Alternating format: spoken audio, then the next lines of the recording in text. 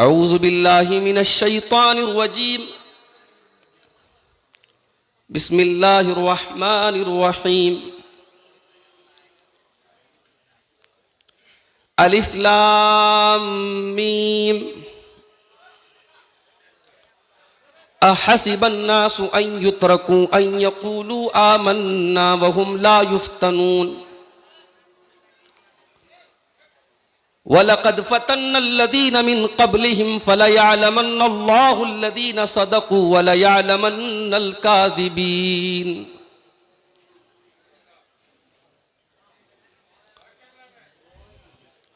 वो शहरे मोहब्बत जहाँ मुस्तफ़ा हैं, वहीं घर बनाने को दिल चाहता है।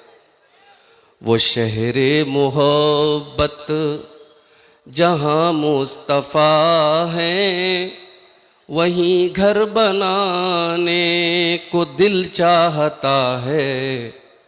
वो सोने से कंकर, वो चांदी सी मिट्टी नज़र में बसाने को दिल चाहता है।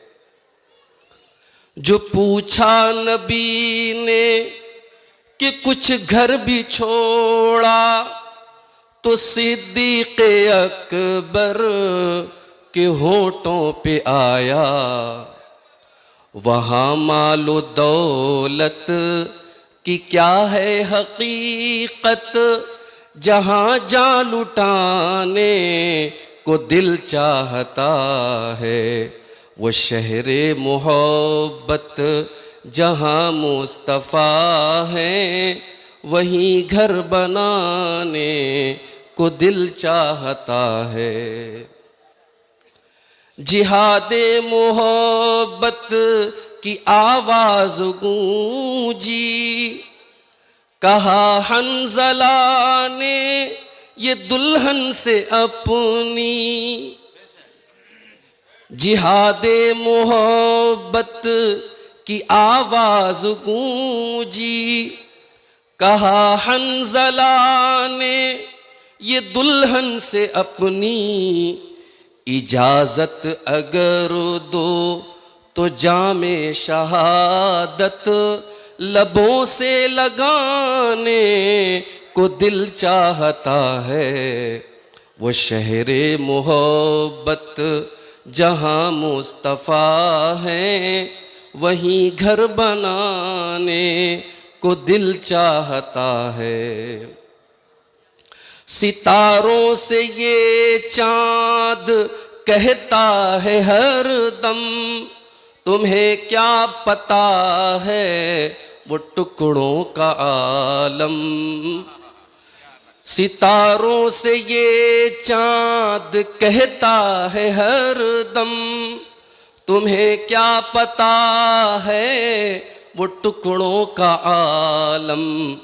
इशारे में आका के इतना मज़ा था कि फिर टूट जाने को दिल चाहता है।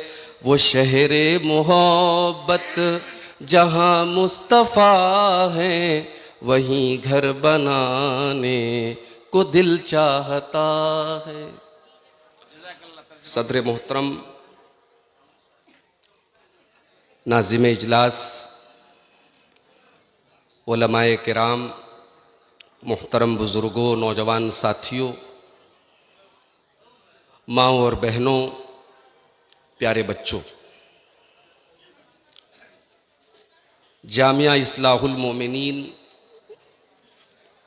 बरहेट का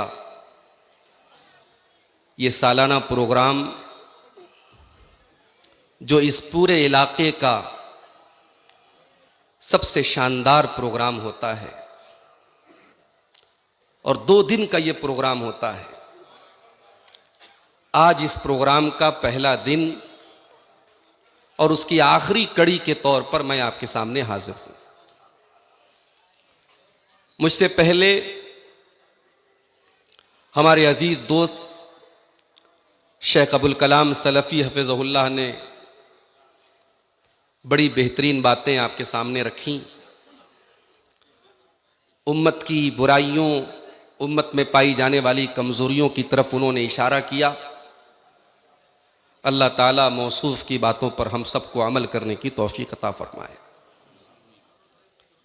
मेरे भाइयों, आज के इस दौर में हम और आप अक्सर एक चीज को देख करके हमें हमारे दिल में खटक पैदा होती है। जब हम ये देखते हैं कि ला इलाहा इल्लल्लाह पढ़ने वाला वो जलील हो रहा है और गैरुल्लाह की इबादत करने वाला इज्जत पा रहा है। जो घर अल्लाह की इबादत के लिए बनाया गया उसे मिस्मार भी कर दिया जा रहा है, उसे गिरा भी दिया जा रहा है, उसे ढा भी दिया जा रहा है और उसकी जगह पर शिर्क का आस्ताना खड़ा किया जा रहा है। तो सवाल पैदा होता है कि ऐसा क्यों हो? क्या नऊजुबिल्लाह हमारा दीन सच्चा नहीं है? क्या हम एक अल्लाह के मानने वाले नहीं है? क्या इस्लाम दीन बरहक नहीं है? और अगर ऐसा है, हम एक अल्लाह के मानने वाले हैं और इस्लाम सच्चा दीन है और अल्लाह हमारा माबूद है, तो फिर हमारे साथ ऐसा क्यों हो रहा है? कुरान करीम में अल्लाह ताला ने कई जगहों पर इस सवाल का जवाब हमें दिया है। उसमें से एक आयत जो मैंने आपके सामने पढ़ी है सूरह अनकबूत की इब्तिदाई आयतें।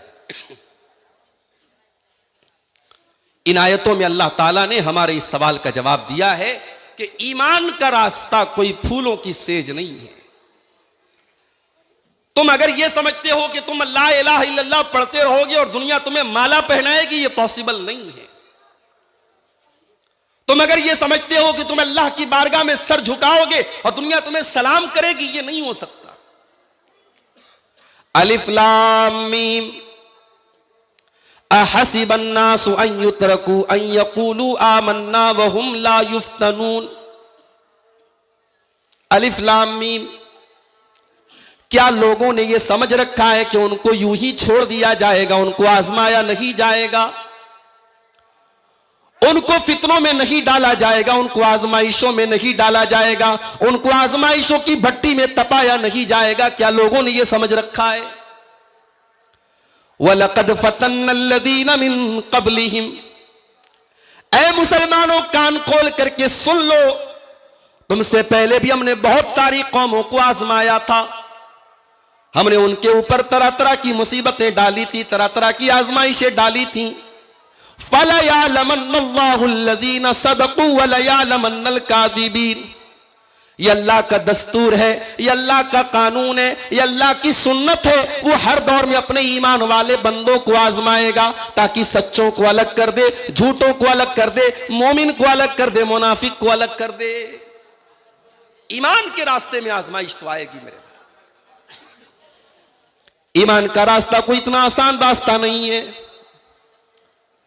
आपने जब ला इलाहा इल्लल्लाह पढ़ लिया और आपने इस्लाम के अंदर अपने आप को दाखिल कर लिया तो तैयार हो जाओ, आपके रास्ते में तरह तरह की मुसीबतें आएंगी। हो सकता है ऐसा भी दौर आए कि आपको ला इलाहा इल्लल्लाह पढ़ने पर आपके मुंह में अंगारे डाल दिए जाएं। ऐसा दौर भी आ जाए कि तौहीद के बदले में आपको अपनी जान गंवानी पड़ जाए। अल्लाह के नबी ने ऐसे मौके पर फरमाया था, ला तुशरिक बिल्लाहि व इन कुतिलता औ हुर्रिकता। अगर ऐसा दौर आ जाए कि तौहीद के बदले में तुम्हें कत्ल कर दिया जाए, तुम्हें जला दिया जाए, तुम कत्ल हो जाना, तुम जलने पर जलना गवारा कर लेना, मगर तौहीद से कॉम्प्रोमाइज मत करना।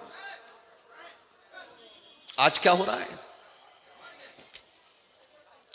लखनऊ से 300 मुसलमान, लखनऊ से 150 किलोमीटर दूर एक जगह पहुंचते हैं। मैं जगह का नाम नहीं लूंगा, रिकॉर्डिंग हो रही है। लखनऊ से 150 किलोमीटर दूर पहुंचते हैं 300 मुसलमान, जिसमें बुर्का पोश औरतें भी हैं। और वहां जाने के बाद एक ऐसी जगह की वो जियारत करने जाते, एक ऐसी जगह का दीदार करने जाते, एक ऐसी जगह का दर्शन करने जाते जहां के बारे में हम सब जानते हैं कि अल्लाह का एक घर गिरा करके वहां बुतखाना बनाया गया। और बड़े डंके की चोट पर कहते हैं साहब हम तो मुसलमान हैं। मीडिया उन मुसलमानों को हाईलाइट भी करता है, मीडिया की नजर में वो बड़े अच्छे मुसलमान हैं। मीडिया कहता है कट्टर मुसलमानों देखो तुम कैसे मुसलमान हो, देखो ये मुसलमान हैं, ये इस्लाम के मानने वाले हैं, और मौका आया तो फला के आगे भी सर झुकाने के लिए तैयार हो गए। तुम कैसे मुसलमान हो, तुम्हारे मुंह से तो अल्लाह के सिवा कोई लफ्ज नहीं निकलता। हाय दुनिया वालों, कान खोल करके सुन लो, हमने जब ला इलाहा इल्लल्लाह पढ़ दिया तो ला इलाहा इल्लल्लाह का मतलब यही होता है हमारा सर झुकेगा तो अल्लाह के आगे झुकेगा, हमारी पेशानी अगर झुकेगी तो अल्लाह के आगे झुकेगी। हम किसी का नारा अगर लगाएंगे, किसी की मोहब्बत का तराना अगर गाएंगे, किसी के आगे अगर हम हाथ फैलाएंगे तो वो जात सिर्फ और सिर्फ अल्लाह की जात है, और किसी और के दर पे सर झुकाने वाला सब कुछ हो सकता है, मुसलमान नहीं हो सकता। और इस्लाम का दुश्मन यही चाहता है। माफ करना अगर आपको यह लगता है कि उसे आपकी दौलत से प्रॉब्लम है, नहीं नहीं, नो प्रॉब्लम। अभी मेरे पास मुंबई से एक औरत की कॉल आई, इसी बिहार की, बंगाल की रहने वाली वो खातून इस वक्त मुंबई में रहती हैं।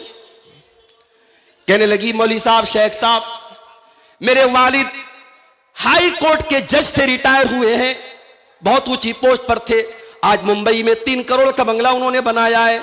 मौलवी साहब सब कुछ अच्छा है, मगर मेरे वालिद का दीन से कोई ताल्लुक नहीं है, उन्हें उलमा से नफरत है, उन्हें इस्लाम से नफरत है, वो नाम के मुसलमान है, उनके अंदर दीनदारी नाम की कोई चीज नहीं है। माफ करना मेरे भाइयों, अगर हमारी कौम में ऐसे जज तैयार हो रहे हैं, ऐसे वकील तैयार हो रहे हैं, ऐसे डॉक्टर तैयार हो रहे हैं जो नाम के मुसलमान हैं और उनके दिल में इस्लाम की कोई मोहब्बत नहीं है, उनके दिल में अल्लाह की कोई मोहब्बत नहीं है, उनके दिल में तौहीद नहीं है, हमें नहीं चाहिए ऐसे वकील, हमें नहीं चाहिए ऐसे जज, हमें नहीं चाहिए ऐसे डॉक्टर, हम ऐसे जाहिल, हम उनसे बेहतर उस जाहिल मुसलमान को समझते हैं जो ज्यादा पढ़ा लिखा तो नहीं है मगर अल्लाह की तौहीद को जानता है, अल्लाह को पहचानता है, उसे मालूम है कि सर किसके आगे झुकाना है, उसे मालूम है किसके आगे नहीं झुकाना है। और इसीलिए हम कहते हैं दुनिया जिन मदरसों का मजाक उड़ा रही है, हुकूमत के निशाने पर मदरसे, अपनों के निशाने पर मदरसे, गैरों के निशाने पर मदरसे, मगर बरहेट वालों और झारखंड वालों और गोड्डा वालों और साहिबगंज वालों कान खोल करके सुन लो, जब तक ये मदरसे मौजूद हैं, जब तक काल अल्लाह और काल रसूल की सदाएं इन मदरसों में बुलंद की जा रही हैं, जब तक आपके बच्चे यहाँ पे कुरान पढ़ रहे हैं, जब तक ये मौलवी हजरात यहाँ पे कुरान और हदीस पढ़ा रहे हैं, तब तक आपके बच्चे इंशाअल्लाह मुर्तद नहीं होंगे। यहां से पढ़ने वाला बच्चा दुनिया के किसी कोने में चला जाए, इंशाअल्लाह वो मुर्तद नहीं होगा, वो इस्लाम का दामन कभी हाथ से जाने नहीं देगा। हम गरीबों की पूंजी क्या है मेरे भाई? हम गरीबों के मकान बड़े छोटे छोटे हैं, झोपड़पट्टियों में रहने वाले और मामूली दुकान चलाने वाला और मजदूरी करने वाला मुसलमान भी अगर आज इस्लाम की मोहब्बत उसके सीने में मौजूद है, अल्लाह की तौहीद उसके सीने में मौजूद है, रब्बे काबा की कसम वो उस अरबपति से बेहतर है जिसने बड़े पैसे कमा लिए, जिसने बड़ी प्रॉपर्टी बना ली, बहुत बड़ा बिजनेस संभाल लिया, मगर गाय को देख करके हाथ जोड़ता है, गाय के पेशाब को लेकर पी जाता है और शर्मगाह को देखकर उसकी इबादत करता है। उस गैर मुस्लिम से, उस मुशरिक से, उस काफिर से वो जाहिल मुसलमान बेहतर है।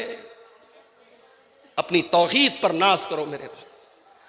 कभी देखो किसी को, अभी अखबार में न्यूज आई कि साहब फला माबूद जिनका अभी नया नया इबादत खाना तामीर हुआ है, हमारे प्रधानमंत्री जी ने जिसका इफ्तिताह किया है, साहब फला माबूद के दर्शन के लिए लोग जा रहे तो उनको बड़ा खलल हो रहा है, उनके आराम में रुकावट आ रही है, तो लिहाजा यह तय किया गया कि 15 घंटे जो है उनकी जियारत की जाए, बाकी टाइम उसकी जियारत को बंद कर दिया जाए ताकि उनको आराम मिले। ये यूट्यूबर लोग समझ रहे हैं मैं क्यों इशारों में बात कर रहा हूं, ये बड़े खतरनाक लोग हैं। ये अच्छी बात को किस तरीके से सही गलत रंग दे दिया जाए और गलत थंबनेल लगा दिया जाए, ये कोई यूट्यूबर से पूछे। तकरीर में जो बात नहीं आई है वो आपको थंबनेल पे मिलेगी, आदमी खोलेगा यार अब्दुल गफ्फार साहब ने क्या कहा, अंदर कुछ मौजूद नहीं है। अल्लाह के वास्ते मेरे यूट्यूबर भाइयों बुरा ना मानना, मुझे शौक नहीं आप पर किसी तरीके की पाबंदी लगाने का, मगर आप अपनी हरकतों को सुधार लो मेरे भाई। आपकी वजह से बड़ी परेशानियां खड़ी हो रही हैं उलमा के लिए। हालात ये है मेरे भाइयों, हिंदुस्तान का पढ़ा लिखा इंसान इंटेलिजेंट इंसान जिसके पास बड़ी बड़ी डिग्रियां हैं, वो आज पत्थर के बुत के आगे जाके सर झुका रहा है। मेरे भाइयों, ऐसा मंजर देख करके अल्लाह का शुक्र अदा किया करो, अल्लाह ने हमें तौहीद पर बनाया है। और जब तौहीद के इस रास्ते पर आए हो तो कान खोल करके सुन लो, ये फूलों की सेज नहीं, ये कांटों का रास्ता है। इस्लाम का दुश्मन कभी नहीं चाहेगा कि आपकी पेशानी एक अल्लाह के आगे झुके। अल्लाह ने कुरान के दूसरे पारे में फरमाया, वला यज़ालून युकातिलूनकुम हत्ता यरुद्दूकुम अन दीनिकुम। ऐ नबी, ये कुफ्फार और मुशरिकीन तो यही चाहते हैं, इसीलिए तुमसे लड़ना चाहते हैं, तुमको इस्लाम से हटाना चाहते, तुमको दीन से हटाना चाहते, तुमको मुर्तद बनाना चाहते हैं। बज़ाहिर तो मुसलमान रहो, सर पे टोपी भी लगा लो, नाम अब्दुल्ला रख लो, अब्दुर्रहमान रख लो, लेकिन तुम्हारी मेंटेलिटी काफिर की हो जाए, तुम्हारी सोच मुशरिक की हो जाए, तुम अल्लाह को न पहचानो, तुम रसूल को न पहचानो, तुम्हें तौहीद से कोई मतलब न रहे, ऐसा मुसलमान ये चाहते हैं। फितनों का दौर है मेरे भाई, और ये फितने कम नहीं होंगे, ये बढ़ते चले जाएंगे। फितना किसको कहते हैं?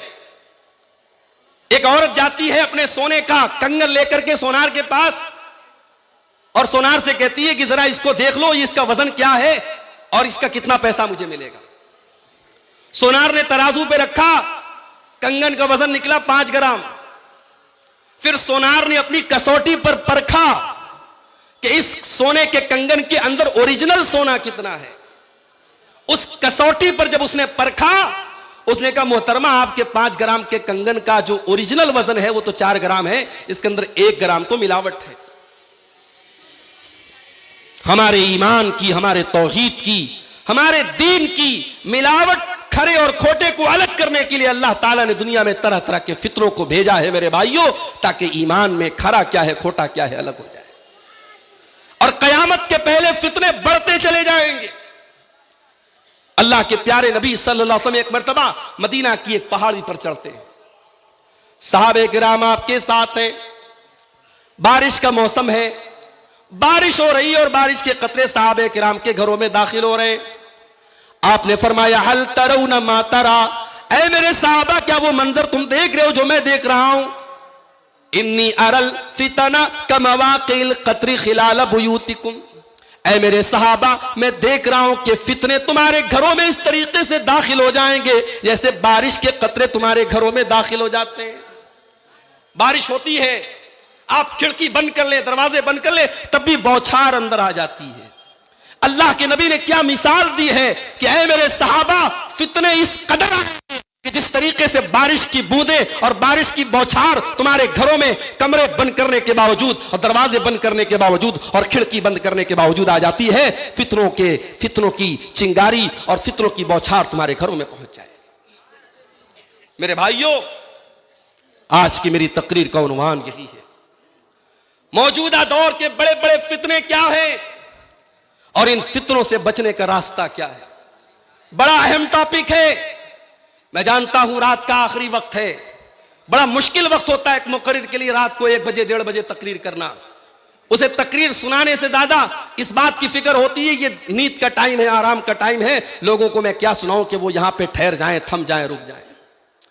मगर मैं आज आपके सामने बड़े अहम टॉपिक पर बात कर रहा हूं। इस दौर के बड़े बड़े फितने क्या है, गौर से सुनिएगा, इंशाअल्लाह कुछ बातें आप यहां से लेके जाएंगे। इस दौर का सबसे बड़ा फितना ईमान को खतरे में डालने वाली चीजों का फितना है।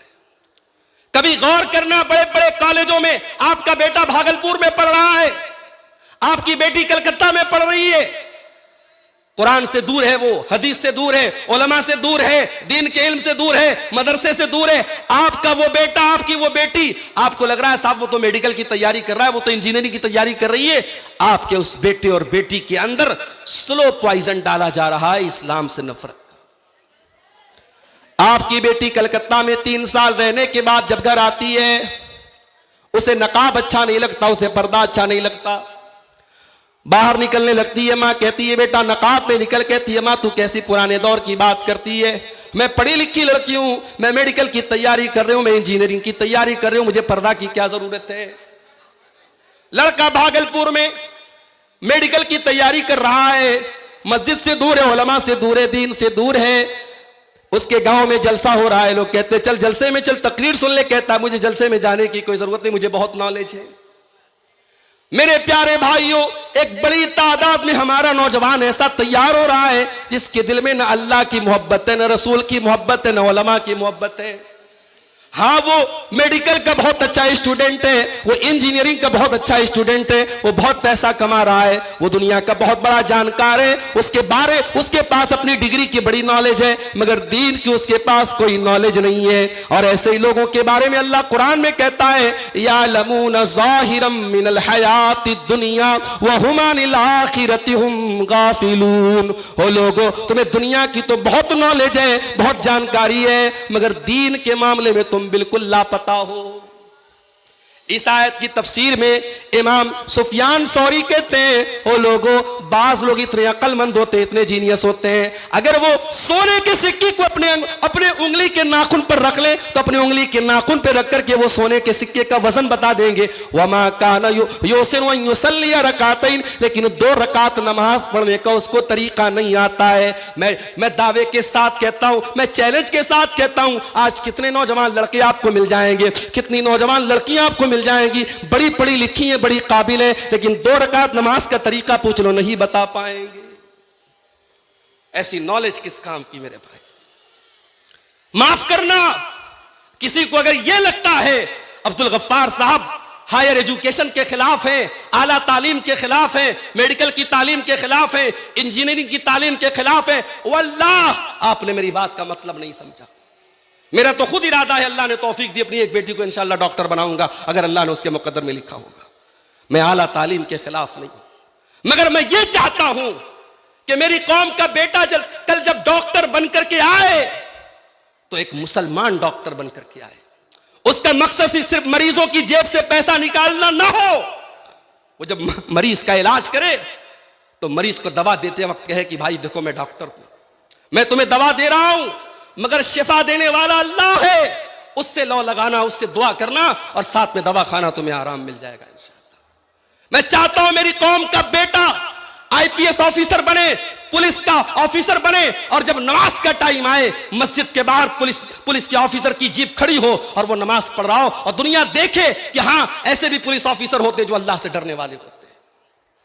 मैं चाहता हूं मेरी कौम का बच्चा ऐसा वकील बने जो पैसे के लिए वकालत न करे, जो हक और इंसाफ के लिए वकालत करे, जो जज की कुर्सी पर बैठे तो ओहदे और लालच में फैसला न करे, हक और इंसाफ का फैसला करे। मैं चाहता हूं मेरी कौम का बच्चा हायर एजुकेशन हासिल करे, मगर साथ में उसके पास दीन की भी नॉलेज हो मेरे भाई। और इसलिए मैं कहता हूं, जलसे आपने बहुत करा लिए, अल्लाह के वास्ते अब थोड़ी सी तवज्जो अपने कौम के बच्चों को दीनी तालीम, बुनियादी दीनी तालीम पर देने पर भी आप डालते हैं। मदरसे तो भाई, मदरसे तो गरीबों के हो गए। मदरसे में अमीर कहां अपने बच्चों को पढ़ाता है? जिसकी आमदनी महीने की 20,000 है, वो मदरसे में बच्चों को भेजना नहीं चाहता। साहब, मेरा बच्चा गरीब बच्चों के साथ नहीं बैठेगा, वो कहां भेजेगा? कॉन्वेंट में भेजेगा। अभी आपने वीडियो देखा, राजस्थान की धरती पर मुसलमान लड़कियां स्कूल में सूर्य नमस्कार कर रही हैं। इस्लाम वश्शम्स वल कमरु तजरी लिमुस्तक़र्रिन लहा। इस्लाम का कॉन्सेप्ट यह है कि सूर्य को नमस्कार नहीं करना है। सूर्य अल्लाह की मखलूक है, सूरज अल्लाह के हुक्म से चलता है, हमेशा पूरब से निकलता है, पश्चिम में डूबता है। जिस दिन मेरा रब कहेगा, ऐ सूरज आज तुझे पश्चिम से निकलना है, उसी दिन कयामत कायमा हो जाएगी। सूरज की मजाल नहीं है अल्लाह के हुक्म से सरता भी कर सके मेरे भाई। हम सूर्य को नमस्कार करें। आज हमारी कौम का बच्चा सूर्य को नमस्कार कर रहा है। हमारी कौम की बच्चियां जाकर के किसी गैरुल्लाह की देवी की परस्तिश कर रही हैं, उसके मुंह से ऐसे नारे निकलवाए जा रहे हैं, तुफ है हम पर, लानत है हम पर। हमारा बच्चा जाहिल मर जाए, बगैर पढ़े लिखे मर जाए, ये बेहतर है इस बात से कि वो शिर्क करके दुनिया से जाए। कॉन्वेंट में हमारा बच्चा पढ़ रहा है।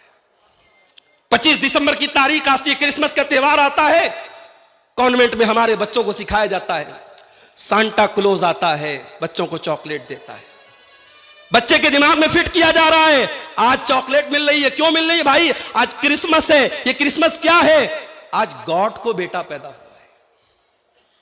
आपके बच्चे को सिखाया जा रहा है कि आज गॉड के बेटे का बर्थडे है। अल्लाह अकबर। हम जिस अल्लाह की इबादत करते हैं उसका कोई बेटा नहीं है। कुल हुवल्लाहु अहद अल्लाहु समद लम यलिद वलम यूलद वलम यकुल लहू कुफुवन अहद। वो अल्लाह एक है, वो अल्लाह बेनियाज है, उसका कोई बेटा नहीं, वो किसी का बेटा नहीं, कोई उसके बराबर नहीं। अपने बच्चों को दीन की तालीम दो मेरे भाइयों। अपनी मस्जिदों में अच्छी तनख्वाह पर उलमा को मकतब में पढ़ाने के लिए रखो। और आपका जो बच्चा कॉन्वेंट में जाता है, आपकी जो बच्ची स्कूल में जाती है, 1 घंटे के लिए सही, 1.5 घंटे के लिए सही, 2 घंटे के लिए सही, अपने बच्चों और बच्चियों का मकतब का इंतजाम करो। और अगर आपको नहीं समझ में आता है, चलो मेरे साथ हैदराबाद की सरजमीन पर, चलो मेरे साथ बेंगलोर की सरजमीन पर, चलो मेरे साथ मुंबई की सरजमीन पर, मैं दिखाता हूं आपको। स्कूल में पढ़ने वाले बच्चे मस्जिदों में 1 घंटा आके पढ़ते हैं और उनको सारी नमाज की दुआएं याद हैं, उनको अकीदे की मोटी मोटी बातें याद है, उन्हें मालूम है अल्लाह कौन है, उन्हें मालूम है रसूल कौन है, उन्हें मालूम है सहाबा कौन है। मेरे भाइयों, अपने बच्चों को यह तालीम दिलाओ। फितनों का दौर है ये। हालात इस लेवल पर पहुंच गए। हमारे उत्तर प्रदेश के बरेली शहर में 8 साल मदरसे में पढ़ने वाली बच्ची, उसके बारे में न्यूज आई कि साहब वो गैर मुस्लिम हो गई, मुर्तद हो गई। अच्छा, अल्लाह का शुक्र है कि उस लड़की का ताल्लुक ऐसे मसलक से था जिस मसलक के लोगों ने बाकायदा स्टेज पर ये नज़में पढ़ी हैं कि मैं हिंदू तो हूं, वहाबी नहीं हूं। जिस मसलक के स्टेज से ये आवाज दी गई कि मैं हिंदू तो हूं, वहाबी नहीं हूं, और अहले हदीस मसलक का मजाक उड़ाया गया और अपनी कौम को बताया गया तुम हिंदू हो जाना मगर वहाबी मत बनना। आज उस कौम की 8 साल मदरसे में पढ़ने वाली बच्ची आज इस्लाम का दामन छोड़ देती है। मेरे भाई, हम इस कौम को कहां लेके जा रहे हैं?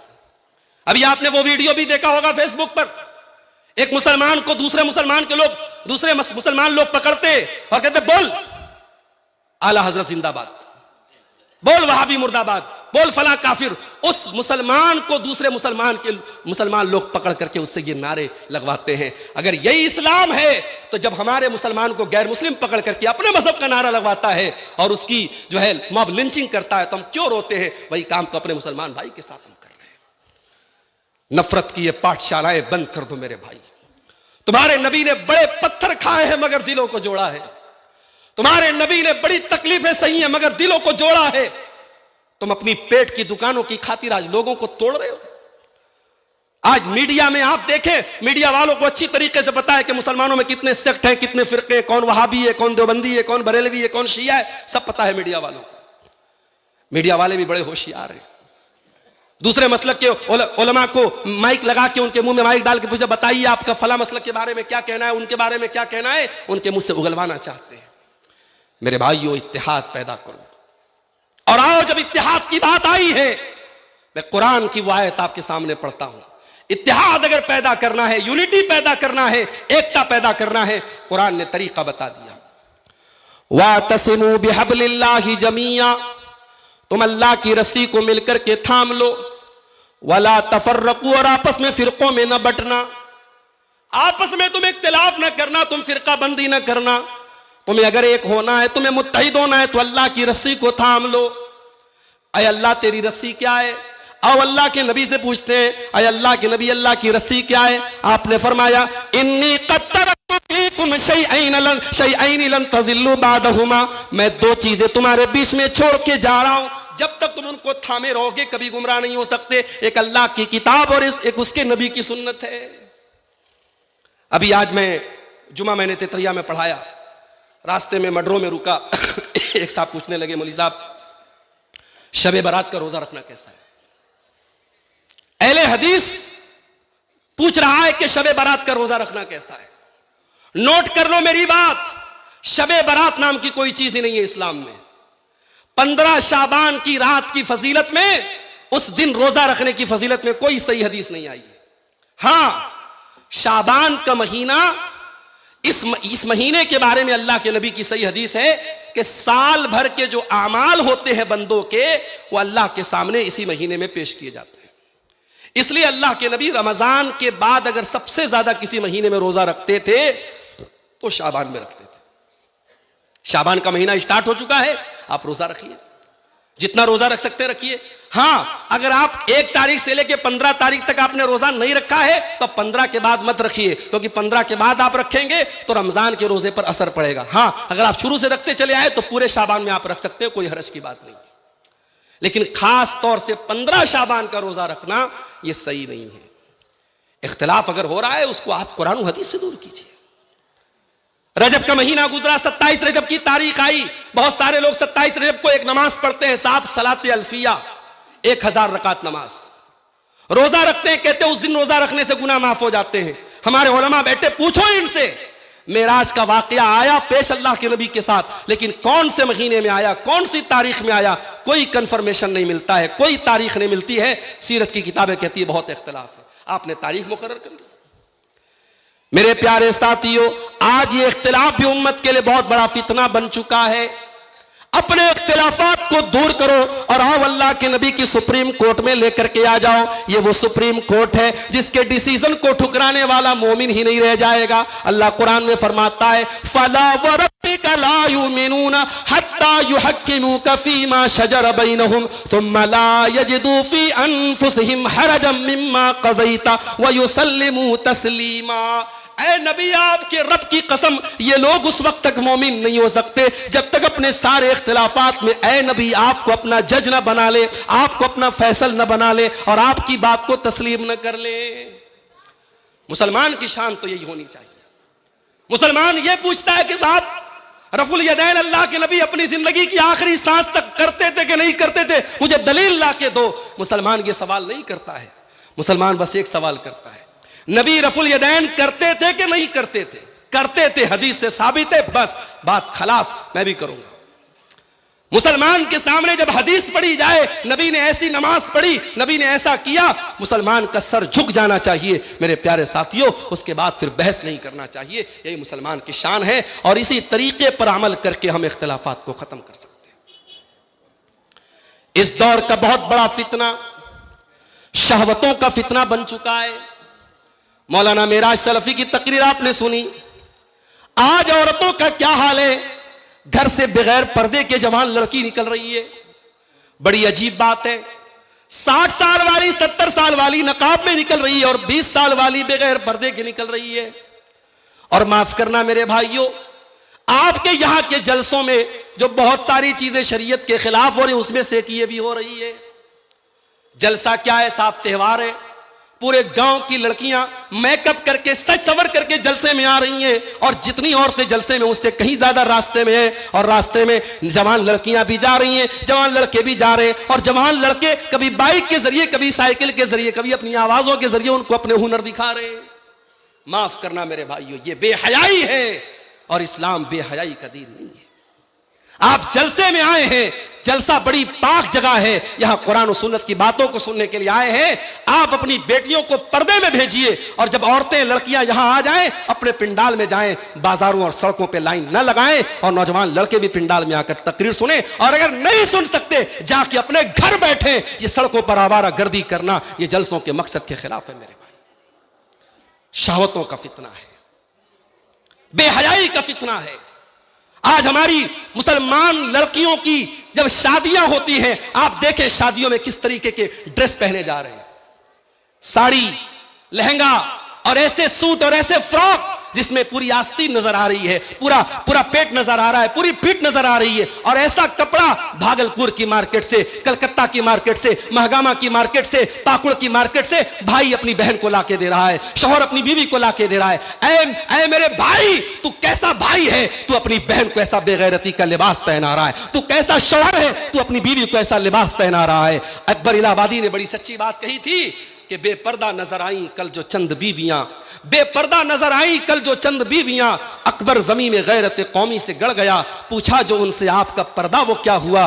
कहने लगी कि अक्ल पे मर्दों के पड़ गया। मेरे भाइयों, किसी कौम की औरतें जब तक उस वक्त तक बेहया नहीं होती है जब तक उस कौम के मर्द बेगैरत न हो जाए। जब मर्द बेगैरत हो जाएगा तो औरतें ऑटोमेटिक बेहया हो जाएगी। अपनी गैरत की हिफाजत करो मेरे भाई। अल्लाह के नबी फरमाते, तीन लोग ऐसे कयामत के दिन अल्लाह ताला न तो उनको देखेगा, न उनसे बातचीत करेगा, न उनको गुनाहों से पाक व साफ करेगा। नंबर 1 अल-आक़ुल वालिदैहि, अपने माँ बाप को सताने वाला। नंबर 2 अल-मरातुल मुतरज्जिला, मर्दों की नकल करने वाली और मर्दों की चाल ढाल अपनाने वाली औरत। और नंबर 3 अद-दय्यूस अल्लज़ी युक़िर्रु फ़ी आलिहिल खुबुस, वो बेगैरत मर्द जिसके घर में बेगैरती का काम होता और उसको कोई फर्क न पड़ता हो। शादी हो रही है, औरतों में खाना चल रहा है, खानदान के जवान लड़के लड़कियों में औरतों में खाना चला रहे। क्यों भाई? क्या एक दिन के लिए पर्दा माफ हो गया? एक दिन के लिए बेपर्दगी माफ हो गई? नहीं मेरे भाइयों, पर्दा शादी के मौके पर भी होना चाहिए, जलसे में भी होना चाहिए, मस्जिदों में भी होना चाहिए। अभी एक साहब ने मुझे व्हाट्सएप किया, मौलाना इस पर भी थोड़ा बोल दीजिएगा। हमारे बरहेट के इलाकों में मस्जिदों में औरतों का इंतजाम है, कुछ लोगों को बड़ी तकलीफ है, बड़ा एतराज करते हैं। जो मस्जिद में औरतों के जाने पर एतराज करता है वो अपने ईमान की खैर मनाए, इसलिए कि मस्जिद में जाने की इजाजत औरतों को मैंने और आपने नहीं दी, हमारे मौलाना, हमारे नाज़िम इजलास साहब ने नहीं दी है, हमारे उलमा इकराम ने नहीं दी है। मस्जिद में औरतों को जाने की इजाजत हमारे नबी ने दी है। अल्लाह के प्यारे नबी ने फरमाया, ला तमनऊ इमा अल्लाहि अनिल मसाजिद, अल्लाह की बंदियों को मस्जिद जाने से मत रोको, मगर हाँ मस्जिद में सेपरेट इंतजाम औरतों का होना चाहिए, उनकी एंट्री अलग हो, उनके रास्ते अलग हो और पर्दे में आए वो।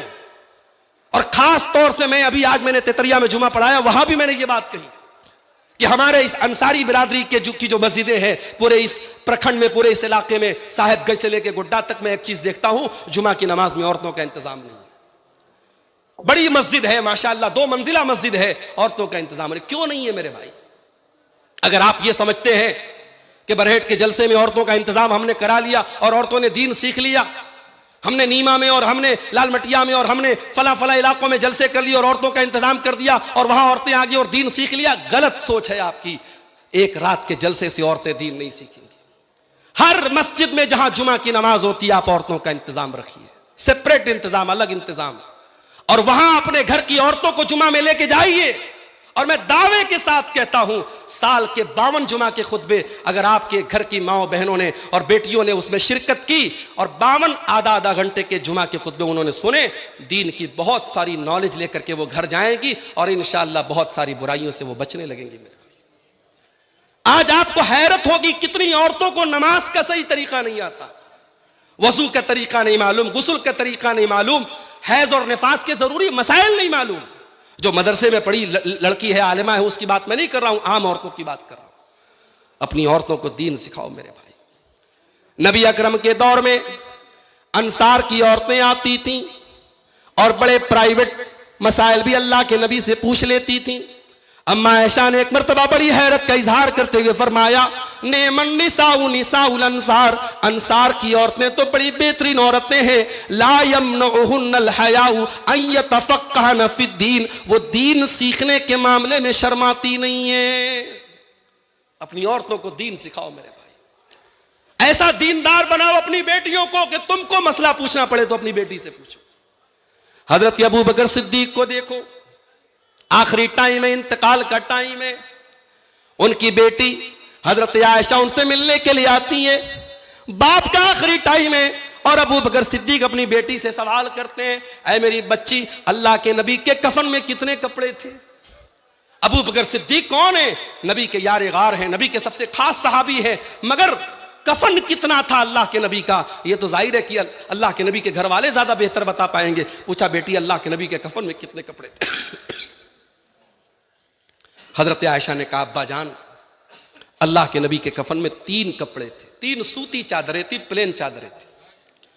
कहा है मेरी बेटी, जब तुम मुझे कफनाना, एक मेरा कपड़ा है जो बीमारी के दिनों में मैं पहना करता था, उस कपड़े में मुझे कफनाना और 2 कपड़े और ले लेना। अम्मा आयशा ने फरमाया, अब्बा जान, हम इतने गए गुजरे तो नहीं है, आपको पुराने कपड़े में हम नहीं कफनाएंगे, आपके लिए नए कपड़े का इंतजाम करेंगे, नई कफन की चादरें लाएंगे। अबू बकर सिद्दीक कहते हैं, ऐ मेरी प्यारी बेटी, इन्नमा हुवा लिल मुहला इन्नल हय्या अहक्कु बिल जदीद, ऐ मेरी बेटी, जो भी कपड़ा तो मुझे पहनाएगी उसे तो मिट्टी में मिल जाना है, उसे तो गल जाना है, उसे तो खत्म हो जाना है। ऐ मेरी एक बेटी नया कपड़ा किसी जिंदा इंसान को पहना देना, मुर्दे को नया कपड़ा पहनाने की जरूरत नहीं है। ये सहाबा थे मेरे भाइयों। मरने के टाइम भी ये फिक्र रहती थी कि मेरा कफन दफन सुन्नत के मुताबिक।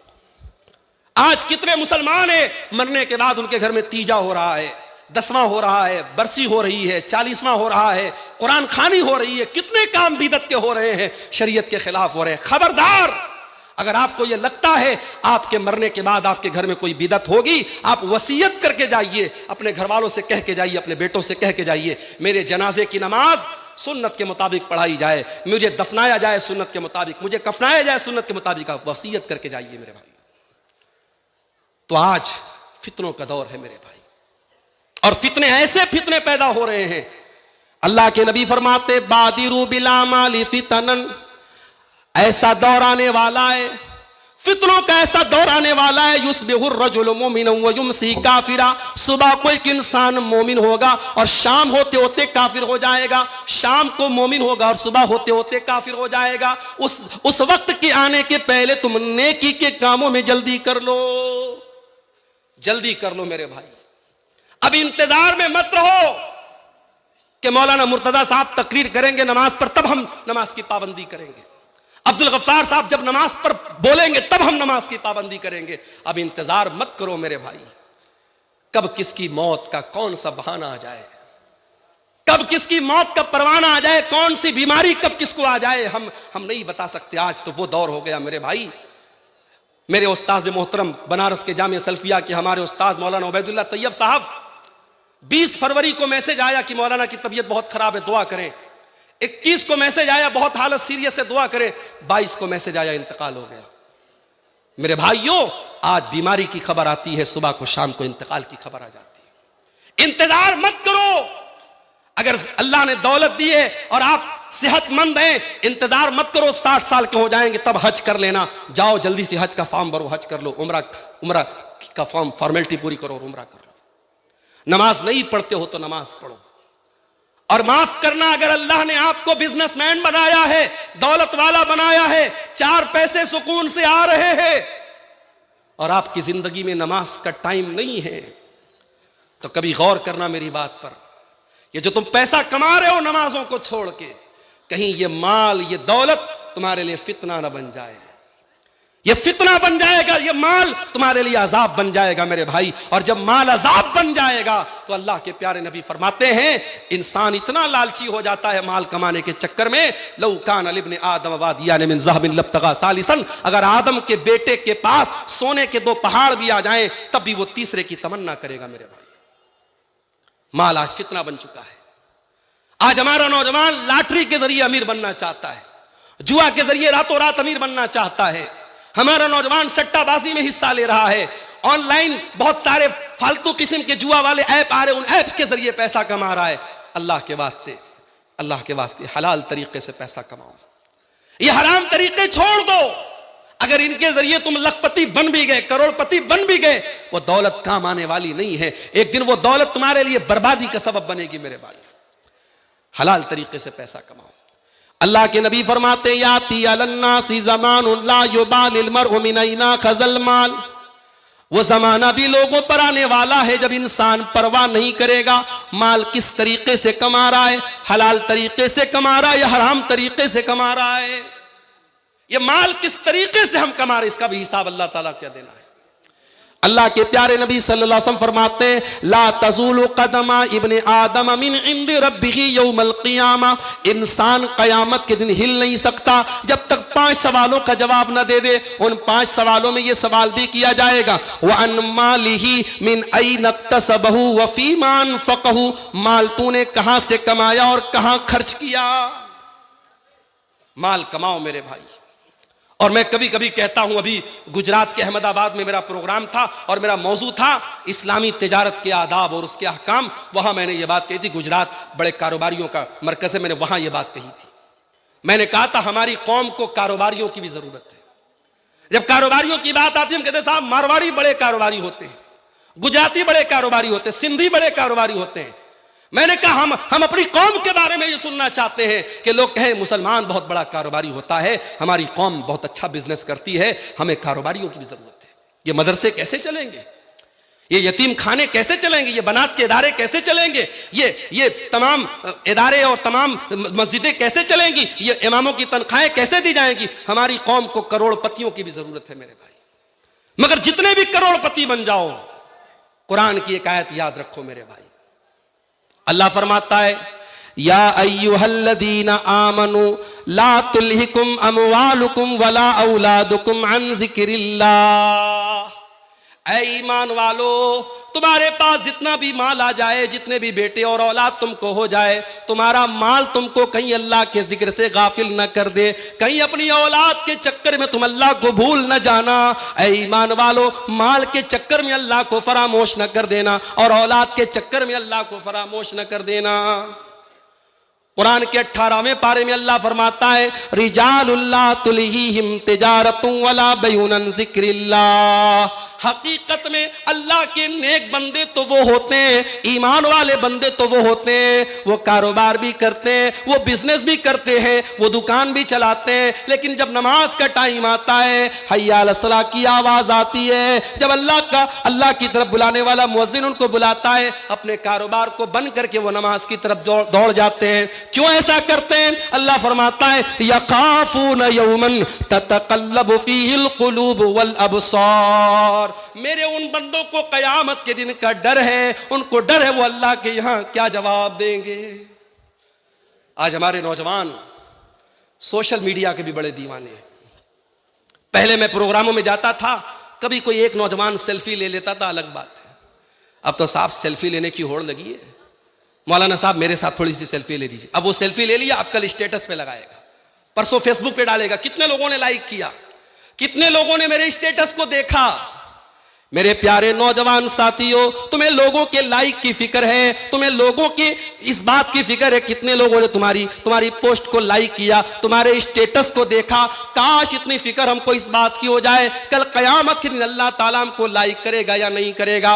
ओ फेसबुक पर फिल्टर करके अपने चेहरों को खूबसूरत बनाने वाले मेरे नौजवान भाइयों, मेरी बहनों, जो अपने फोटोज को सोशल मीडिया पर डाल रही हो, कहीं कयामत के दिन हमारे इन खूबसूरत चेहरों को अल्लाह ताला जहन्नम की आग में न डाल दे। वजूह यौमइज़िन अलैहा गबरा तरहकुहा कतरा उलाइका हुमुल कफरतुल फजरा। अल्लाह कुरान में कहता है, कयामत के दिन कुछ ऐसे भी चेहरे आएंगे जो बड़े गंदे होंगे, बड़े धूल से अटे हुए होंगे, जहन्नम की आग में डाले जाएंगे। ये काफिरों के चेहरे होंगे, ये बुरे लोगों के चेहरे होंगे, ये अल्लाह के नाफरमानों के चेहरे होंगे। फेसबुक पर आपने अपने फोटो को फिल्टर के जरिए खूबसूरत कर लिया, कल कयामत के दिन अपने चेहरे को जहन्नम की आग से कैसे बचाओगे मेरे भाइयों? उसकी चिंता भी कर लो।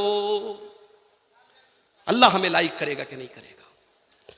आज हमने मोबाइल पर उंगली से क्या टच किया है, हमने ब्राउजर के अंदर क्या क्या देखा है, हमने हिस्ट्री को डिलीट कर दिया, हमने व्हाट्सएप की चैटिंग को डिलीट कर दिया, हमने यूट्यूब की हिस्ट्री को डिलीट कर दिया। हमने क्या देखा हमें पता, हमारे मोबाइल को पता है। मगर मेरे प्यारे भाइयों, अल्लाह कुरान में कहता है, हत्ता इज़ा मा जाऊहा शहीदा अलैहिम समूहुम व अबसारुहुम व जुलूदुहुम बिमा कानू यामलून। मेरे बंदो, जब तुम कयामत के दिन आओगे, तुम्हारे कान भी तुम्हारे खिलाफ गवाही देंगे, तुम्हारी आंखें भी तुम्हारे खिलाफ गवाही देगी और तुम्हारे बदन की चमड़ी भी तुम्हारे खिलाफ गवाही देगी। तुमने उंगली से क्या टच किया, तुमने कानों से क्या सुना, तुमने आंखों से क्या देखा। आज फेसबुक की रील्स चल रही है, रील्स चल रही है, आलिम भी देख रहा है, मौलाना साहब भी देख रहे हैं, हाफिज जी भी देख रहे हैं। रील्स में अच्छी भी चीजें आ रही हैं, बुरी चीजें भी आ रही हैं। मेरे भाइयों, ऐसी चीज देखते ही क्यों हो जिसके अंदर हराम और हलाल दोनों चीजें आ रही है? मत देखो इन सब चीजों को, इसलिए कि आप जो देख रहे हैं आपकी आंखें सब कैप्चर कर रही हैं।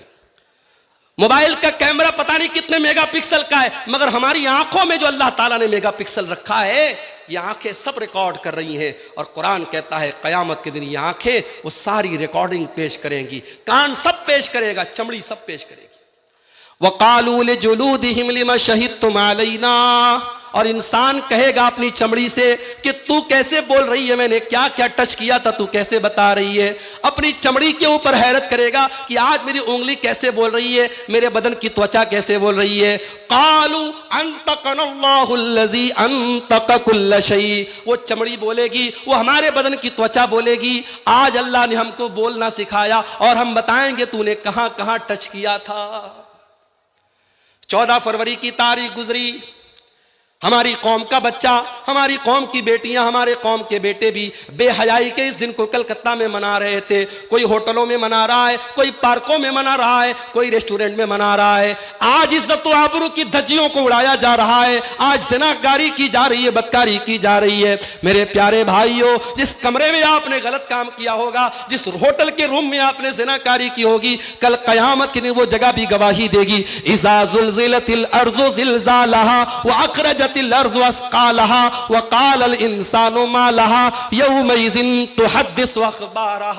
कयामत के दिन ये जमीन बोलेगी, ये बरहेट के मदरसे का ये ग्राउंड बोलेगा, अल्लाह या हजारों लोगों ने बैठ करके तेरे दीन की बातों को सुना था। ये धरती बोलेगी, क्या 2 दिन तक प्रोग्राम होता रहा, अय अल्लाह तेरा कुरान पढ़ा जाता रहा, तेरे नबी की हदीसें पढ़ी जाती रही, और जहां हमने गुनाह किया होगा, जहां हमने पाप किया होगा, वो धरती भी कयामत के दिन बोलेगी। मेरे भाइयों, उस दिन हम अल्लाह को क्या जवाब देंगे, इसकी भी हम फिक्र कर लें। इसलिए नमाज की पाबंदी करो मेरे भाई, कारोबार खूब करो, खूब पैसा कमाओ, मगर नमाज के टाइम नमाज पढ़ो, नमाज के मामले में लापरवाही मत करो। और अगर आपको यह लगता है 5 टाइम की नमाज में आधा घंटा आपने नमाज में लगा दिया, 2.5 घंटा आपने अल्लाह की बारगाह में लगा दिया, अगर आपको ऐसा लगता है कि इससे आपके कारोबार में घाटा हो जाएगा, आपके कस्टमर कुछ कम आएंगे, आपका माल कुछ कम बिकेगा, अल्लाह कुरान में इसका भी जवाब देता है, इन्नल्लज़ीना यतलूना किताबल्लाहि व अक़ामुस्सलाता व अनफ़क़ू मिम्मा रज़क़नाहुम सिर्रन व अलानियतन यरजूना तिजारतन लन तबूर। ऐ मेरे बंदो, जो कुरान की तिलावत करता है, जो नमाज कायम करता है, जो हमारी रोजी को अल्लाह के रास्ते में खुल करके और छुप करके खर्च करता है, यरजूना तिजारतन लन तबूर, वह ऐसी तिजारत कर रहा है, वह ऐसा व्यापार कर रहा है, वह ऐसा बिजनेस कर रहा है जिसमें घाटा होने वाला नहीं है। इस कारोबार में कभी घाटा होने वाला नहीं है। आप नमाज की पाबंदी कीजिए मेरे भाइयों, और आगे बढ़िए। इस दौर का बहुत बड़ा फितना यह भी है, जो काम उलमा से लेना चाहिए वो हम जाहिलों से ले रहे हैं, या जाहिल ना कहूं, जाहिल भारी लफ्ज हो जाएगा, हम गैर उलमा से उलमा का काम ले रहे हैं। मैं नाम नहीं लूंगा, इसी झारखंड के इलाके में, इसी गोड्डा और साहेबगंज के इलाके में बड़े बड़े प्रोग्रामों में फजीलतुश शेख करके ऐसे लोगों को बुलाया जा रहा है जो आलिम नहीं है। बड़े बड़े बोल्ड लेटर्स में उनका नाम पोस्टर पे आता है, जबकि पूरा हिंदुस्तान जानता है वो आलिम नहीं है, वो कुरान की आयतें ढंग से नहीं पढ़ता है, वो मसले मसाइल गलत बयान करता है। लेकिन हमारे झारखंड की सरजमीन, माशाअल्लाह, हमारा ये इलाका, ये बड़ा सखी इलाका है। आ जाओ भाई, तुम यूट्यूब पर तुम्हारे बड़े फॉलोअर हैं, आ जाओ, हम तुम्हें ऊंचा मकाम देने को तैयार हैं। माफ करना मेरे भाइयों, अल्लाह आपसे ये भी पूछेगा कि आपके उलमा मर गए थे, आपने गैर उलमा को उलमा का मकाम क्यों दिया। और आप इतिहास उठा के देखो, आज हिंदुस्तान में बहुत सारे मसाइल की जड़ ये है कि आज उलमा का काम गैर आलिम कर रहे हैं, जिन्होंने जिंदगी में कभी ढंग से कुरान और हदीस का मुताला नहीं किया, वो फतवे दे रहे हैं। मैं कहता हूं आपके इसी सरजमीन के मुफ्ती अब्दुल अजीज हक्कानी साहब थे, अल्लाह गरीक के रहमत करे, इतने बड़े मुफ्ती थे, मगर ऐसा कभी नहीं हुआ होगा। आप गए होंगे, आपने कोई फतवा पूछा होगा, मुफ्ती साहब ने फट से कह दिया हलाल है हराम नहीं। तहकीक करने के बाद, मुताला करने के बाद एक आलिम जो होता है वो जवाब देता है। इमाम मालिक रहमतुल्लाह अलैह इतने बड़े इमाम थे अपने दौर के, उनसे 40 मसले पूछे गए, 39 मसलों के जवाब में उन्होंने कहा ला अदरी, आई डोंट नो, मैं नहीं जानता।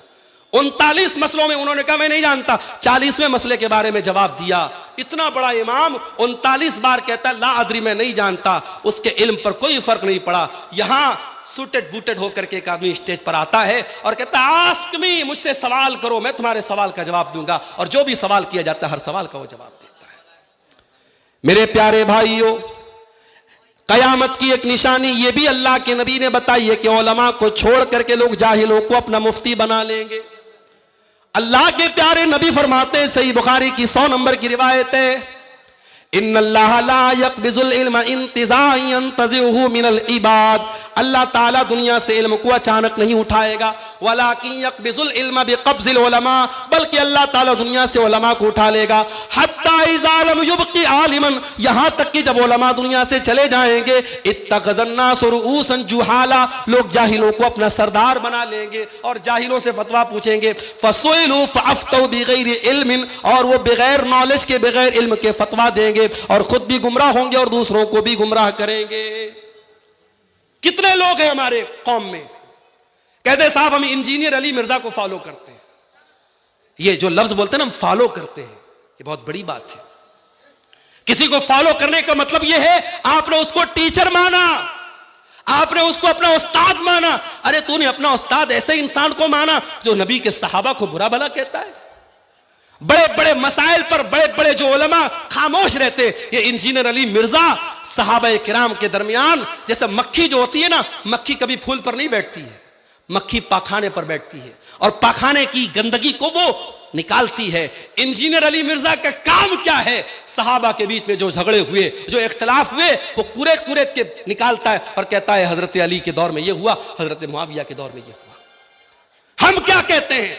अहले हदीस का अकीदा क्या है? हमारे उलमा ने हमें क्या सिखाया है? हमने 8 साल 10 साल मदरसों में क्या सीखा है? हमने तो यही सीखा है मेरे भाई, नबी के सहाबा के दरमियान जो झगड़े हुए उनका मामला अल्लाह के हवाले कर दो। नबी के सहाबा के दरमियान जो इख्तिलाफ हुए, अपनी जबान को बंद रखो, मत उनकी कुरेद मत करो, उनके बारे में ज्यादा जांच पड़ताल मत करो, उनका मामला अल्लाह के हवाले कर दो। हमारा अकीदा तो ये है मेरे भाई। आप अली मिर्जा को फॉलो करते हैं? मेरे भाइयों, उलमा से अपना ताल्लुक मजबूत करो। इस दौर के बहुत बड़े फितनों में से एक फितना यह है कि हमारा नौजवान अपने उलमा से दूर हो गया है। और मैं अपने उलमा से भी कहना चाहूंगा, आप नौजवानों से अपना ताल्लुक जोड़ें। आप मस्जिद के इमाम हैं, आप मदरसे के टीचर हैं, गांव के नौजवान अगर गलत रास्ते पे जा रहे, आप नौजवानों से अपना ताल्लुक बढ़ाएं, मेल मोहब्बत उनसे बढ़ाएं, उनसे दोस्ती करें, उनकी मुसीबतों में काम आए, उनके दुख को अपना दुख समझें, उनके दर्द को अपना दर्द समझें। जो मेरे नबी का तरीका था, जो सहाबा का तरीका था, मेरे भाइयों, हमें अपने उलमा से अपने ताल्लुक को मजबूत करना होगा। अब आइए, फितनों के इस दौर में हमारी ड्यूटी क्या है? एक फितना और बयान कर दूं, औरत का फितना। मौलवी साहब ये क्या बोल रहे हैं आप? औरत भी फितना है क्या? जी हां, औरत फितना है। मेरी माए बहने बुरा मत माने, मैं अभी वजाहत कर रहा हूं इस बात की। औरत क्यों फितना है? आइए मैं नबी की 2 हदीसें आपको पढ़ के सुनाता हूं। अल्लाह के प्यारे नबी फरमाते हैं, मा तरक्तु फितनतन अज़र्रा लिर्रिजालि मिन उम्मती मिनन निसा, मैंने अपनी उम्मत के मर्दों के लिए औरत से खतरनाक कोई फितना नहीं छोड़ा है। सबसे खतरनाक फितना अगर मेरी उम्मत का कोई है तो औरत है। दूसरी हदीस, अल्लाह के प्यारे नबी फरमाते हैं, दुनिया कुल्लुहा मताउन व खैरु मताई दुनिया अल मरतुस सालिहा, दुनिया की सबसे कीमती दौलत नेक औरत है। ऐ अल्लाह के नबी, आपकी 2 बातें अलग अलग क्यों हैं? एक तरफ आप कहते हैं दुनिया का सबसे बड़ा फितना औरत है, और एक तरफ आप कहते हैं कि दुनिया की सबसे बड़ी दौलत औरत है। मेरी प्यारी माँ बहनों, नबी ने खुद ही जवाब दे दिया, जब औरत नेक बन जाए, जब औरत दीनदार बन जाए, जब औरत सालिहा बन जाए, तो वो दुनिया की सबसे बड़ी दौलत है। और जब वो औरत अल्लाह के दीन से निकल जाए, पर्दे से निकल जाए, शर्म हया से निकल जाए, तो उससे बड़ा फितना कोई नहीं है। इसीलिए अल्लाह के नबी ने तालीम दी, इसीलिए अल्लाह के नबी ने तालीम दी, जब औरत घर से निकले तो पर्दे में निकले। बल्कि कुरान में अल्लाह ताला ने एक औरत को किसी गैर महरम से अगर बात करना पड़ जाए, अल्लाह ताला ने गैर महरम से बात करने का सलीका भी औरत को सिखाया। फरमाया फला तखज़ान बिल कौल फयतमअल्लज़ी फी क़ल्बिही मरज़, ऐ मुसलमान औरतों, जब तुम्हें किसी गैर मर्द से बात करना पड़ जाए तो तुम नरमी के साथ और लचक के साथ बात मत करना, बल्कि तुम्हारे अंदाज में कड़ापन होना चाहिए, तुम कड़क अंदाज में बात किया करो। वक़ुल्ना क़ौलन मारूफ़ा, और जो भी बात करो सही बात करो, दस्तूर के मुताबिक करो। कुरान बता रहा औरत को बात करने का तरीका। और क्यों ऐसा कहा? कहा कि सामने वाले के दिल में कहीं तुम्हारे खिलाफ, तुम्हारे लिए कोई उम्मीद का पौधा ना उसके दिल में पैदा होने लगे। रॉन्ग नंबर से कॉल आई औरत के मोबाइल पे, लड़की के मोबाइल पे। अब एक तरीका तो यह है, रॉन्ग नंबर है, जल्दी से फोन काट दिया, नंबर ब्लॉक कर दिया। और दूसरा तरीका ये बात करने लगी। अब जब बात करने लगेगी और मिठास के साथ और मोहब्बत के साथ बात करने लगेगी, बात आगे बढ़ेगी। कितने कितने वाकयात इस बात के गवाह हैं कि रॉन्ग नंबर से आने वाली एक कॉल और गलत नंबर से आने वाला एक मैसेज, वो जाकर के खत्म होता है ज़िनाकारी और बदकारी पर। मेरी माँ और बहनों, बड़े अदब के साथ कहना चाहता हूं, मोबाइल आपके लिए बड़ा खतरनाक हथियार बन चुका है। इस मोबाइल पर हमारी बहन अगर इंस्टाग्राम चलाती है, व्हाट्सएप चलाती है, फेसबुक चलाती है, मैं बड़े यकीन के साथ कहता हूं, बड़ी एहतियात करो मेरी बहनों। फेसबुक की दुनिया में कोई आता है और आपकी हर पोस्ट को लाइक करता है, आपने कुछ डाला, माशाअल्लाह सुभान अल्लाह कहता है, और इनबॉक्स में आकर के कहता आप मुझे बड़ी अच्छी लगती हैं, आपसे मोहब्बत का इकरार करता है। खबरदार, उसके झांसे में मत आना। मोहब्बत यह नहीं है कोई आपको गुलाब का फूल ला के दे दे। मोहब्बत यह नहीं है कोई फेसबुक पर आकर के आपसे मोहब्बत का इकरार करे। अरे मोहब्बत तो वो करता है जो सैकड़ों लोगों के दरमियान कहता है मैंने इस औरत को अपने निकाह में कबूल किया, मैंने इस औरत को अपने निकाह में कबूल किया, और उसकी पूरी जिम्मेदारी को अपने कंधे पर लेता है, उसको अपनी बीवी बनाता है। मोहब्बत वो करता है। मोहब्बत एक दिन गुलाब का फूल देने से मोहब्बत साबित नहीं होती है मेरी बहन। खबरदार, ये नाजायज मोहब्बत तुम्हारी आबरू और तुम्हारी शर्मगाह और तुम्हारी इज्जत को खतरे में डाल देगी। खबरदार, सोशल मीडिया का इस्तेमाल बहुत एहतियात के साथ करो मेरे भाइयों। इस दौर का बहुत बड़ा फितना ये औरत का फितना है, और जिसमें आलिम, जाहिल, नेक, बुरा कोई भी फंस सकता है। इसीलिए अल्लाह के नबी ने फरमाया, जब कोई मर्द जब किसी औरत के साथ अकेले में मिलता है तो तीसरा वहां शैतान होता है। चाहे वो मर्द अपने दौर का बहुत बड़ा आलिम हो, वो औरत बहुत नेक औरत हो, अगर तीसरा वहां दो मर्द और औरत अकेले में है तो तीसरा वहां शैतान मौजूद है। अब इस फितने के दौर में हम क्या करें, यह हमारे टॉपिक का आखिरी पहलू है, इसको हम बयान करके बात खत्म करेंगे। फितनों के इस दौर में पहला काम, फितनों की जानकारी हासिल करो, इल्म हासिल करो, उलमा से मिलो, तकरीरों में जाओ, जलसों में जाओ। मुझे बहुत से लोग मिले मडरों में, भगैया में, और रास्ते में जहां जहां, मौलवी साहब हम लोग कल आएंगे, दूसरे दिन आएंगे। ये 2 दिन के जलसे में पहले दिन की कोई वैल्यू ही नहीं है। अगर 2 दिन के जलसे में पहले दिन की वैल्यू नहीं है तो फिर जलसा एक दिन कराओ भाई। लोग बताते हैं साहब, मौलवी साहब पहले दिन लोग कम आते हैं, दूसरे दिन ज्यादा आते हैं। ये माहौल नहीं होना चाहिए। जलसा अगर 2 दिन का है, दोनों दिन आप जाएं, या 2 दिन आप मत कराइए अगर उसको बर्दाश्त नहीं कर सकते। इन जलसों और तकरीरों को हिंदुस्तान के चुनिंदा उलमा आपके बीच में आते हैं, और ये जलसे वाले बड़ी मेहनत करके, बड़ी मिन्नत समाजत करके उनका टाइम लेते हैं। आप कदर करें। आप कभी गौर करें, इन देहात के इलाकों में, इन पहाड़ों के बीच में, हिंदुस्तान के कोने कोने से उलमा, मिराज रब्बानी साहब मुंबई और बेंगलोर से चले आ रहे हैं, और कोई मुंबई से आ रहा है, कोई बनारस से आ रहा है, कोई झारखंड से आ रहा है, कोई यूपी के सिद्धार्थ नगर से आ रहा है, कोई इटावा से आ रहा है। ये उलमा, आपके चुनिंदा उलमा आपके धरती पर आते हैं। ये आपके लिए बड़ी खुशी की बात है मेरे भाई। आप उलमा से अपना ताल्लुक मजबूत करें, इल्म हासिल करें। हजरत हुज़ैफा रज़ी अल्लाह तआला अन्हु अल्लाह के नबी के सहाबी हैं। वो कहते हैं दूसरे सहाबा अल्लाह के नबी से अच्छी बातें पूछते थे, मगर मैं पूछता था अल्लाह के नबी आपके बाद बुरा क्या होगा, शर क्या होगा, बुराई क्या होगी। मैं इसलिए पूछता था ताकि मैं बुराई से बच जाऊं। तो मेरे भाई फितनों की जानकारी हासिल करो। और जब फितनों का दौर आ गया है तो एक बात और कान खोल करके सुन लो। फितनों के इस दौर में आपके गांव वाले क्या कर रहे हैं इसकी चिंता ना करो। पूरे बरहेट में क्या हो रहा है, पूरे बुआरी जोर में क्या हो रहा है, पूरे तितरिया भगैया में क्या हो रहा है, इसकी चिंता न करो। पहले अपने आप को और अपने परिवार को संभालने की कोशिश करो। फितनों के दौर में अल्लाह के नबी से पूछा गया, अरे अल्लाह के नबी जब फितनों का दौर आ जाएगा तो हम क्या करेंगे। आपने फरमाया ताखुज़ूना मा तारिफून व तुनकिरूना व तज़रूना मा तुनकिरून। ऐ मेरी उम्मत के लोगों, जब फितनों का दौर आ जाए तो शरीयत की जो बातें तुमको मालूम है उन पर अमल करना, जो मालूम नहीं है उनसे अपने आप को बचा के रखना। व तुक़बिलूना अला अमरि ख़ासतिकुम, और अपने परिवार पर तवज्जो देना, अपनी फैमिली को इन फितनों से बचा करके रखना।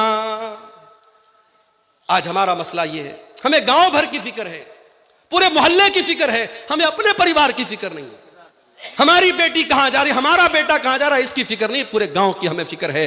मेरे भाई अपने परिवार पर तवज्जो दो। हर इंसान अपने परिवार से बड़ी मोहब्बत करता है, अपने बच्चों से हम बड़ा प्यार करते हैं। बच्चों को जरा सी चोट पहुंच जाए मां बाप बिलकने लगते हैं। अभी बनारस के हमारे एक दोस्त थे, अभी 1 हफ्ता पहले का वाकया है। उनका 1.5 साल का बच्चा, 18 महीने का बच्चा, मकान की छत ढलाई हो रही थी, स्लैब अभी नया नया स्लैब बना था, छोटा बच्चा था, खेलते खेलते छत पर पहुंचा। छत पर मुंडेर नहीं थी, छत पर कोई बाउंड्री नहीं थी, छत से नीचे गली में गिर गया। 1.5 साल का 18 महीने का बच्चा, बड़ा मासूम बच्चा, बड़ा प्यारा बच्चा।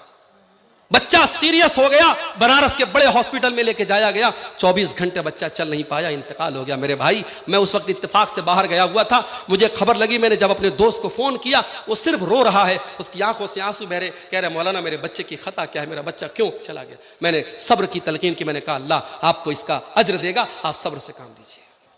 बड़ी मोहब्बत करते अपने परिवार से मेरे भाई। कितने लोग हैं इसी झारखंड के, इसी आपके इलाके के, दिल्ली में जाके काम करते, कलकत्ता में काम करते, मुंबई में काम करते, क्यों? कभी आपने सोचा है दुबई में और सऊदी में जो लोग काम करते हैं बड़ी अच्छी जिंदगी नहीं गुजारते हैं? हमें लगता है साहब वहां तो एसी में रहते होंगे, 24 घंटे वहां महलों में आराम से रहते होंगे। कभी आप जाके देखें सऊदी में और दुबई में जो काम करने वाले वर्कर्स हैं, उनके कारखाने कैसे होते हैं। यहां उनके बच्चे ऐश कर रहे हैं, उनकी बीवी एसी में रह रही है, उनके बच्चे कूलर में रह रहे हैं, वहां बेचारे गर्मी में धूप में उनको सताया जाता है। मेरे भाइयों, इंसान इतनी तकलीफें किसके लिए उठाता? अपनी फैमिली के लिए उठाता है। जिस फैमिली से हम इतना प्यार करते हैं कि हम गवारा कर लें कि हमारी फैमिली जहन्नम की आग में चली जाए।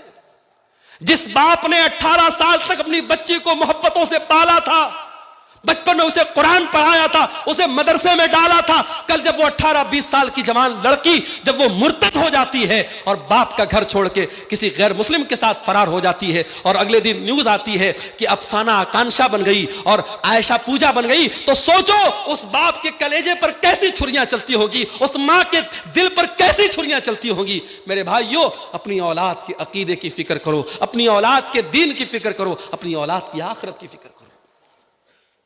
इब्राहिम अलैहिस्सलाम जब अपने लख्त जिगर इस्माइल को और अपनी बीवी हाजरा को मक्का में छोड़ के जाने लगे तो क्या दुआ करते हैं? वजुनुबनी व बनिया अन्ना बुदल असनाम। आए अल्लाह, मेरी औलाद को तू कभी बुत परस्ती में ना पढ़ने देना, कभी शिर्क में ना पढ़ने देना। आए अल्लाह, मेरी औलाद को हमेशा तू शिर्क से बचाना, बुत परस्ती से बचाना। अगर इब्राहिम अलैहिस्सलाम जैसे पैगंबर को अपनी औलाद के अकीदे की फिक्र है, मेरे भाइयों, हमें और आपको भी अपने बच्चों के अकीदे की फिक्र होना चाहिए। इसीलिए मैं कहता हूं, कहीं अगर मकान बनाओ, कहीं फ्लैट खरीदो तो देख लो आसपास का माहौल कैसा है। कितने हमारे अहले हदीस भाई हैं ऐसे इलाके में जाके रहने लगे जहां तावीज पहना जाता है, जहां मजारों पे सजदे किए जाते हैं, जहां उर्स मनाया जाता है, जहां 11वीं मनाई जाती है। हमारे अहले हदीस वहां जाके वो सारे काम करने लगे, उनके बच्चे वो सारे शिर्क के काम करने लगे। माहौल का बहुत असर पड़ता है। अगर अपने बच्चों की भलाई चाहते हो, अपनी भलाई चाहते हो, दीनदारों के माहौल में रहो, अच्छे माहौल में रहो और अपने बच्चों की आखिरत की फिक्र करो मेरे भाई। और आखिरी चीज, ये फितनों का दौर है मेरे भाई, और हम जानते हैं इन फितनों से अगर कोई बचा सकता है तो अल्लाह की जात बचा सकती है। इसलिए दुआ किया करो अल्लाह से कि ऐ अल्लाह तू हमें फितनों से बचाना।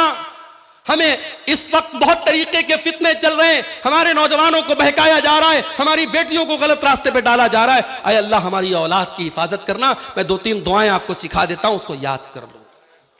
एक दुआ कुरान के 19वें पारे में है, ये दुआ पढ़ा करो। इसमें बाल बच्चों के लिए बड़ा प्यारा सवाल अल्लाह से किया गया है।